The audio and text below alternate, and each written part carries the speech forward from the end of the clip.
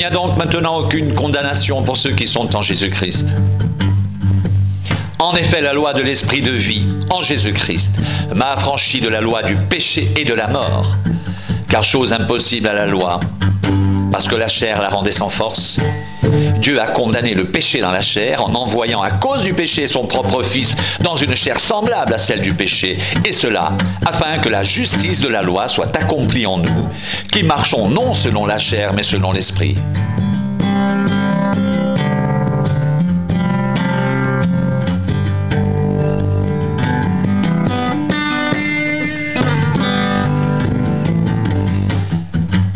Ceux en effet qui vivent selon la chair s'affectionnent aux choses de la chair, tandis que ceux qui vivent selon l'esprit s'affectionnent aux choses de l'esprit. Et l'affection de la chair c'est la mort, tandis que l'affection de l'esprit c'est la vie et la paix. Car l'affection de la chair est inimitié contre Dieu, parce qu'elle ne se soumet pas à la loi de Dieu, et qu'elle ne le peut même pas. Or, ceux qui vivent selon la chair ne sauraient plaire à Dieu.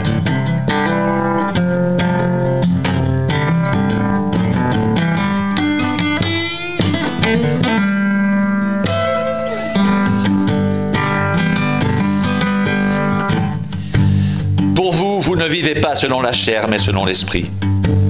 Si du moins l'Esprit de Dieu habite en vous, si quelqu'un n'a pas l'Esprit de Christ, il ne lui appartient pas. Et si Christ est en vous, le corps, il est vrai, est mort à cause du péché, mais l'Esprit est vie à cause de la justice.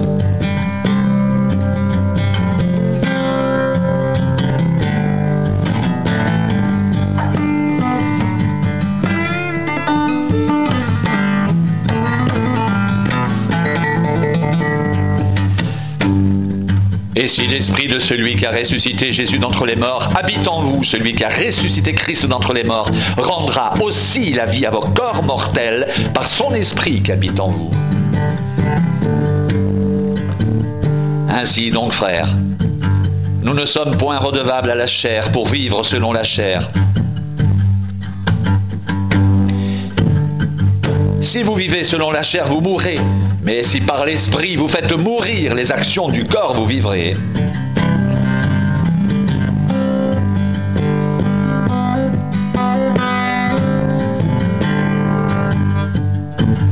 Car tous ceux qui sont conduits par l'Esprit de Dieu sont fils de Dieu.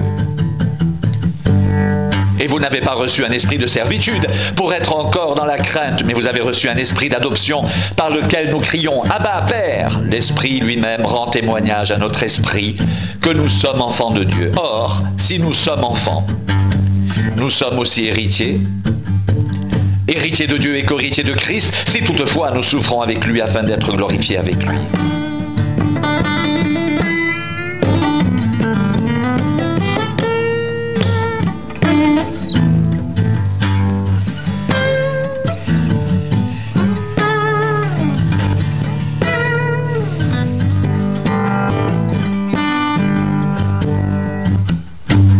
J'estime que les souffrances du temps présent ne sauraient être comparées à la gloire à venir qui sera révélée pour nous.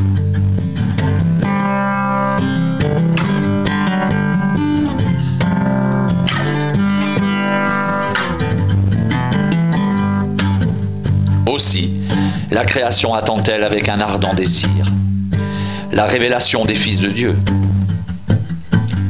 Car la création a été soumise à la vanité, non de son propre gré, mais à cause de celui qui l'y a soumise, avec l'espérance qu'elle aussi sera affranchie de la servitude, de la corruption, pour avoir part à la liberté de la gloire des enfants de Dieu.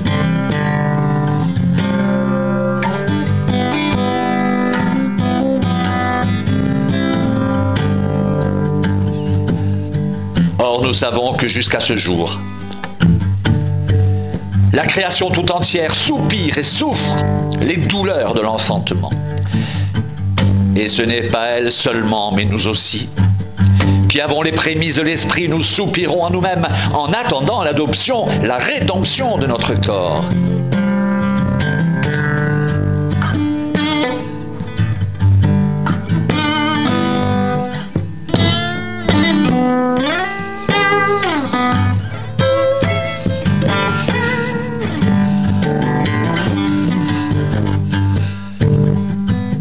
Car car c'est en espérance que nous sommes sauvés. Or, l'espérance qu'on voit n'est plus espérance. Ce qu'on voit, peut-on l'espérer encore? Mais si nous espérons ce que nous ne voyons pas, nous l'attendons avec persévérance. De même aussi, l'Esprit nous aide dans notre faiblesse, car nous ne savons pas ce qu'il convient de demander dans nos prières. Mais l'Esprit lui-même intercède par des soupirs inexprimables. Il est celui qui sonde les cœurs, connaît la pensée de l'Esprit, parce que c'est selon Dieu qu'il intercède en faveur des saints.